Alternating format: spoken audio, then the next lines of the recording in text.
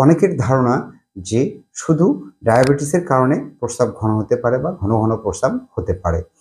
যদি কারো ঘন ঘন প্রস্রাব হয়, তারা প্রথমেই চিন্তা করে যে সে ডায়াবেটিসে আক্রান্ত, বা সে শুধু কোনো ক্লিনিক, হসপিটাল বা ডায়াগনস্টিকে গিয়ে ডায়াবেটিসের পরীক্ষাটি করে নেয় যে তার ডায়াবেটিস আছে কিনা।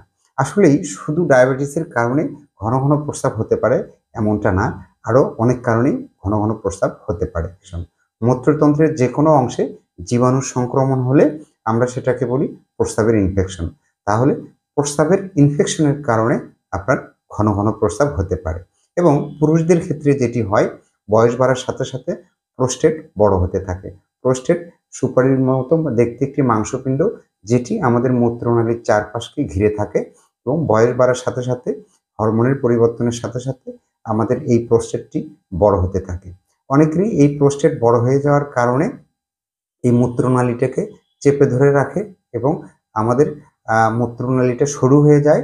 প্রস্রাবের থলি থেকে প্রস্রাব বের হয়ে আসার পথে বাধার সৃষ্টি হয়, এবং এই বাধার সৃষ্টি হওয়ার কারণে সবসময় প্রস্রাবের থলিতে প্রস্রাব থেকেই যায়। এই প্রোস্টেট বড় হয়ে যাওয়ার কারণেও কিন্তু ঘন ঘন প্রস্রাব হতে পারে, সে বিষয়টিও আমাদেরকে মাথায় রাখতে হবে। এছাড়াও কিডনি বা ইউরেটারে পাথর থাকার কারণেও কিন্তু ঘন ঘন প্রস্রাব হতে পারে, এবং কিডনির অন্যান্য রোগের কারণেও ঘন ঘন প্রস্রাব হতে পারে। মূত্রথলিতে ক্যান্সারের কারণেও ঘন ঘন প্রস্রাব হতে পারে। গর্ভকালীন প্রথম এবং শেষের দিকে ঘন ঘন প্রস্রাব হতে পারে, এটা খুবই স্বাভাবিক। এছাড়াও স্ট্রোক এবং অন্যান্য স্নায়ু রোগের কারণেও কিন্তু ঘন ঘন প্রস্রাব হতে পারে। আবার অনেকেই খুব বেশি টেনশন করলে কিন্তু ঘন ঘন প্রস্রাব হতে পারে। আবার অনেকের রাত জাগার কারণে ঘন ঘন প্রস্রাব হয়। দেখা যাচ্ছে যে ঘুমানোর আগ পর্যন্ত প্রস্রাব ঘন ঘন হতে পারে।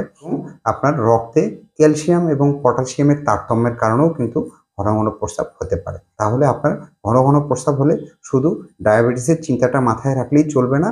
আপনাকে চিন্তা করতে হবে যে আপনার প্রস্রাবে ইনফেকশন থাকতে পারে, কিডনির জটিলতা থাকতে পারে, কিডনিতে পাথর থাকতে পারে, প্রোস্টেট বড় হয়ে যেতে পারে, মূত্রথলির ক্যান্সার থাকতে পারে, এছাড়া আরও বিভিন্ন ধরনের জটিলতা থাকতে পারে। তাহলে ঘন ঘন প্রস্রাব হলে অবশ্যই আপনাকে একজন চিকিৎসকের পরামর্শ নিয়ে প্রয়োজনীয় পরীক্ষা-নিরীক্ষা করে দেখতে হবে যে আপনার ঘন ঘন প্রস্রাব হচ্ছে সেটার কারণটা আসলে কী। কারণ নির্ণয় করে অবশ্যই দ্রুত চিকিৎসা গ্রহণ করতে হবে। আজকে এ পর্যন্তই। ধন্যবাদ সবাইকে।